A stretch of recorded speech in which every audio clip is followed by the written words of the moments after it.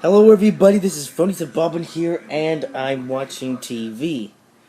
What am I watching on TV? Well, it's simple. I'm watching the NASCAR Daytona duels, or Can-Am duels, as they're called. Here to give you my race review, my race thoughts, and thingamajiggies that you all need to know. I'm still watching the victory lane celebration. Denny Hamlin just won the second duel race, which is a good thing because I wasn't interested in having Dale Jr. winning the second Can-Am duel race because of something that happened. Yeah, maybe because that Dale Jr. already has the second place qualifying for the Daytona 500.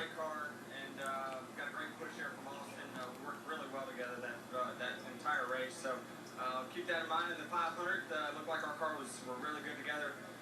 Can't thank this team enough. Great job. Yeah, so Denny Hamlin's doing the interview and stuff. He can't thank his team enough. He's so happy. Denny Hamlin, I like Denny Hamlin, and I'm glad that he won this race. So yeah, let's get to the racing action itself. So yeah, the first Can-Am duel race was pretty exciting. I liked it. I enjoyed watching it, and I'm glad that Chase Elliott won that race. So Chase Elliott now has a win in the Cup Series. Not necessarily a career win, but a win in some type of race that happened in the Cup Series. So what else? Yeah,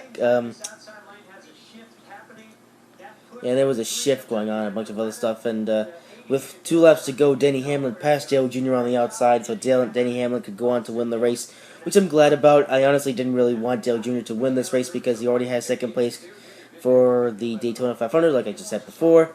So yeah.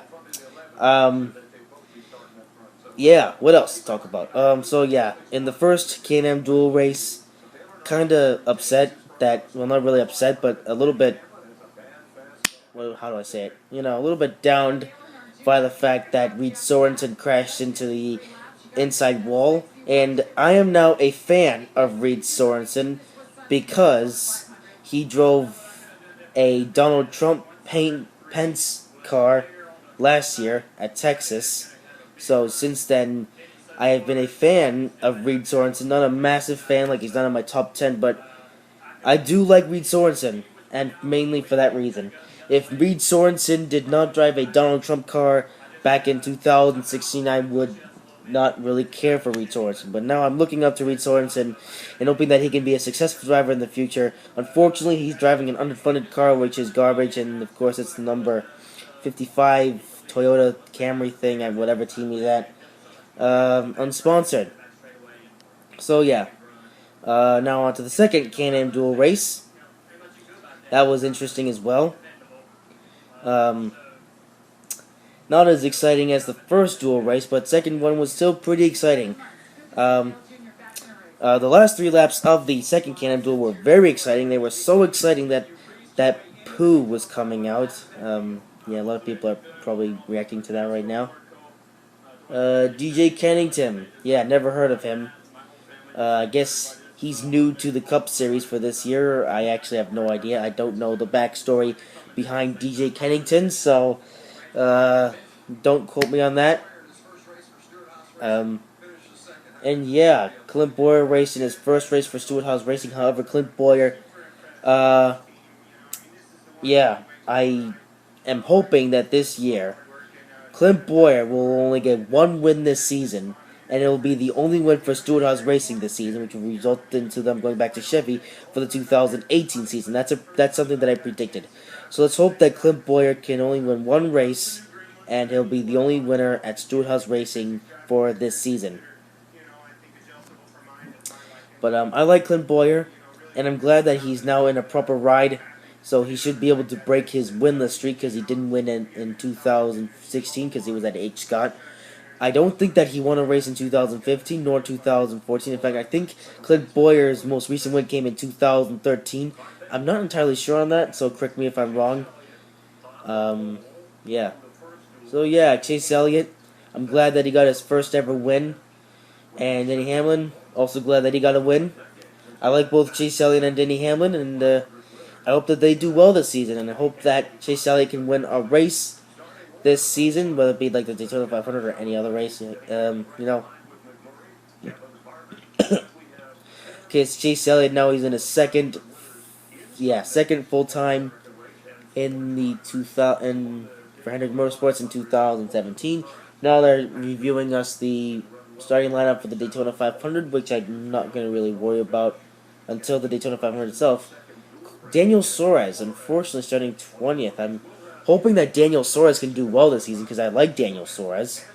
So, interesting. And there's also a Canadian driver in the series as well, but I don't know how big of a chance that this Canadian driver has because they're in one of those underfunded cars.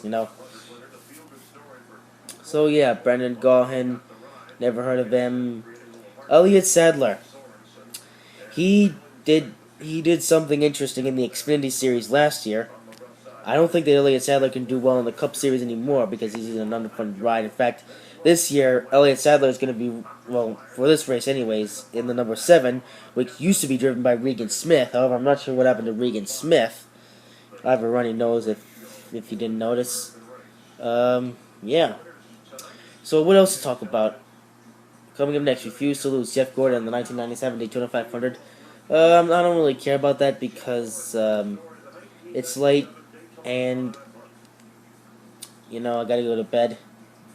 So, yeah, what else to talk about? Yeah, Jimmy Johnson, not doing well.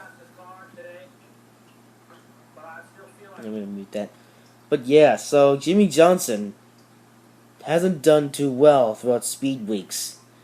He crashed in the clash, and now Jimmy Johnson got some damage and a penalty. I think got a penalty. I'm not entirely sure, but yeah. So hopefully Jimmy Johnson can make a story in the Daytona 500. Not a big story, but a story. I'm hoping that Truex can win the Daytona 500 because that's another one of my 2017 season predictions. If you want to see the predictions video, then look back on my channel and you'll find it. So yeah. Other than that, not much else to talk about for this video. Hope you guys have enjoyed this video, and if you're wondering where was NASCAR Heat Evolution today, unfortunately, because of the Can-Am duels being on, I didn't have any time to record any NASCAR Heat Evolution videos, and I don't think I'll be able to make a NASCAR Heat Evolution video tomorrow either. In fact, I won't, because Alex will most likely be coming over tomorrow. So, yeah, NASCAR Heat Evolution probably won't be a thing tomorrow either, and of course, it's not going to be a thing today, because now it's getting late. But yeah. Anyways, that's it for this video. I hope you guys have enjoyed this video. If you did, make sure to like, comment, and subscribe if you haven't already. And I'll see you in the next video, whenever that is.